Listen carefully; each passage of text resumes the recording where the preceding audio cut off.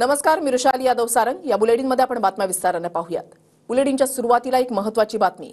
मंत्रालयामधील देवेंद्र फडणवीसांच्या कार्यालयामध्ये नासधूस करण्यात आली आहे। अज्ञात महिलेकडून फडणवीसांच्या कार्यालयामध्ये नासधूस करण्यात आली। फडणवीसांच्या नावाची पाटी फेकून देत अज्ञात महिलेने पोबारा केलाय। उपमुख्यमंत्र्यांचंच कार्यालय सुरक्षित नसल्याची आता चर्चा सुरू झाली आहे। मंत्रालय सुरक्षा विभागाकडून अज्ञात महिलेचा शोध सुरू आहे। अक्षय मनकणी आमचे प्रतिनिधी आमच्या सोबत आहेत। अधिक माहिती जाणून घेणार आहोत। अक्षय, नेमकं काय घडलं?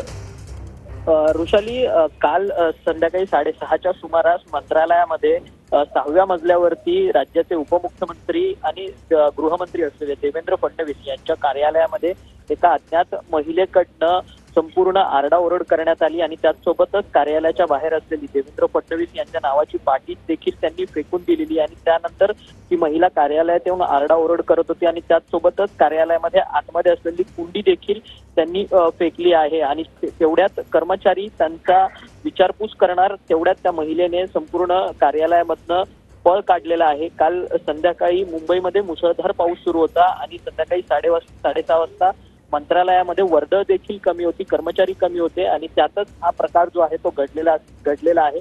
आणि या सगळ्या संदर्भात आता पोलीस जे आहेत ते अलर्ट मोडवरती आलेले आहेत। मंत्रालयाकडनं या सगळ्या मंत्रालयाच्या सुरक्षा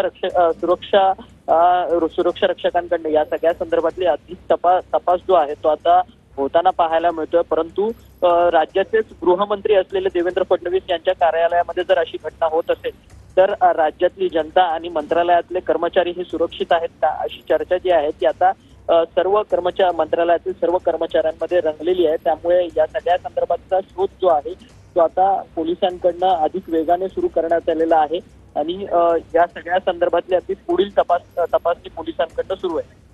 धन्यवाद अक्षय, दिलेल्या सविस्तर माहितीसाठी। फडणवीसांच्या कार्यालयामध्ये महिलेकडून नासधूस करण्यात आली आहे। काल संध्याकाळी 6:30 वाजता एका अज्ञात महिलेनं फडणवीसांच्या कार्यालयामध्ये नासधूस केली। कार्यालयामध्ये घुसल्यानंतर या महिलेनं आरडाओरडा सुरू केला। कर्मचाऱ्यांनी विचारपूस करेपर्यंत त्या महिलेनं झाडांच्या कुंड्या फेकून दिल्या।